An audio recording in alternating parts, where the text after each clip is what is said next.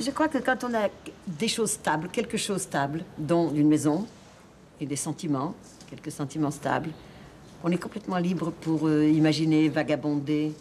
J'ai toujours eu l'impression d'avoir l'esprit complètement libre. Enfin, tout est relatif, évidemment. Mais j'ai aimé chercher, faire des choses qui correspondaient pas forcément à la demande, à l'attente, à ce qu'il faudrait faire. Ce qu'on a dit de mon premier film, avant qu'il soit reconnu, il a d'abord eu une espèce d'étonnement qui a donné du genre, c'est un ouvrage de dame, ou bien tant de cérébralité chez une jeune femme a quelque chose d'affligeant. Il y a eu quand même ça au départ. Et là, les filles d'aujourd'hui ne peuvent pas se rendre compte à quel point ça faisait un peu ovni, une femme qui fait un film libre à 25 ans. Voilà, c'est ça.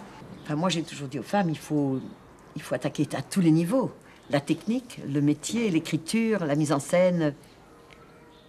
Il faut être à l'aise, quoi, dans ce problème-là. Il faut pas revendiquer, on y a droit. Ça, j'ai toujours pensé ça. J'allais dire, il faut déjà que les femmes que nous sommes apprennent à se reconnaître entre elles comme non compétitives, non salopes, disons, en gros. Mais par contre, je crois qu'il faut redonner aux hommes la place qu'ils ont dans la vie des femmes, c'est-à-dire pas la première place. Ça, c'est un petit peu dur à avaler, je crois, mais... Il faudra qu'on se parle un jour. On peut peut-être le dire gentiment, mais je crois que la vie des femmes qui travaillent, qu'elles fassent du cinéma ou qu'elles fassent autre chose, ou qu'elles travaillent dans des tâches moins privilégiées ou moins amusantes ou moins particulières, la vie des femmes est faite de beaucoup d'autres choses que l'amour des hommes.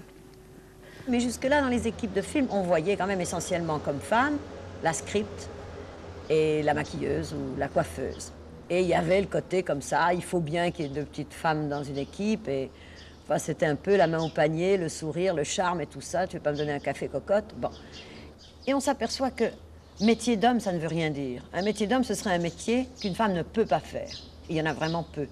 Je crois que les femmes ont quelque chose un rapport particulier avec le pouvoir. Elles n'aiment pas autant le pouvoir que les hommes. Elles ne s'installent pas dans leur pouvoir. Elles en ont. Elles s'en servent, elles sont obligées. Mais il y a quelque chose, il y en a même qui craignent le pouvoir, qui le fuient, qui l'abandonnent. Il y a quelque chose dans la nature de la femme qui est quand même plus raffiné que chez l'homme. Parce que l'homme, je crois qu'il prend le pouvoir comme une force importante de sa structure mentale et caractérielle. Et je crois que les femmes sont contentes d'avoir du pouvoir, mais qu'elles s'en foutent un peu. Agnès Varda, vous avez produit combien de films déjà, s'il vous plaît? Produit ou fait? Enfin, Oui. fait. Écrit? Écrit, oui, réalisé. Bon, je sais pas, 8-9 longs métrages et une dizaine de courts métrages. Oui. Pourquoi? Est-ce que vous avez l'impression que, toute seule, de vous-même, vous allez à chaque fois de plus en plus loin? Enfin, Mais pas toute seule, non, je travaille Non, pas toute seule. seule, D'abord, je c'est crois pas un bien, avec métier l'équipe. solitaire. Non, mais c'est alors pas par ça. rapport aux Non, mais écrivains... je veux dire de vous-même. Est-ce que vous vous épanouissez un petit peu, justement? Mais je m'épanouis un petit peu, oui, merci, ça va. Non, mais alors moi,